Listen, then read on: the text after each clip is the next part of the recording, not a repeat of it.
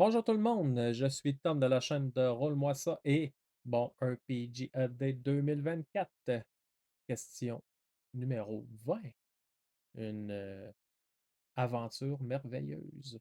Là-dessus, je vais vous renvoyer vers le Cypher System de Montecook, encore qui amène un setting qui permet de faire des aventures très intéressantes, soit The Strange.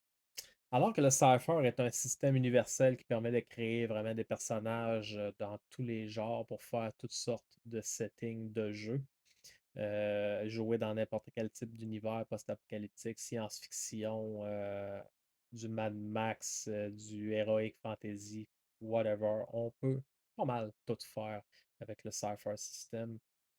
The Strange permet aux joueurs d'incarner des personnages dans un monde moderne, cependant, où ce qu'ils ont découvert ils ont découvert l'existence d'étranges récursions, que la façon qu'ils appellent ça, des récursions, soit des mondes parallèles créés à partir d'une matière sombre qui est influencée par des idées et des histoires de notre réalité, basées un petit peu sur des films, des romans, des contes, des légendes, et etc. Puis les joueurs incarnent des sortes d'enquêteurs qui vont voyager dans ces récursions-là et découvrir, explorer d'autres réalités alternatives.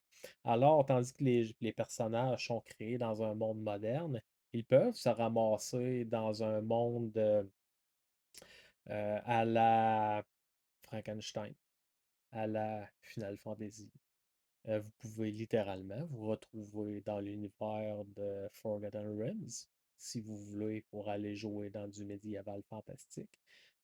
N'importe quel monde, n'importe quelle récursion, les voyageurs peuvent s'y rendre et enquêter, découvrir des mystères, découvrir les dangers que ces récursions-là amènent et qui peuvent amener à leur existence dans le vrai monde.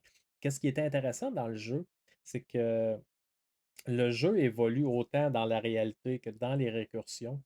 Et tandis que le personnage est créé pour le monde normal, à chaque fois que les joueurs vont envoyer leur personnage dans une récursion, le personnage va subir une sorte de translation qu'ils appellent.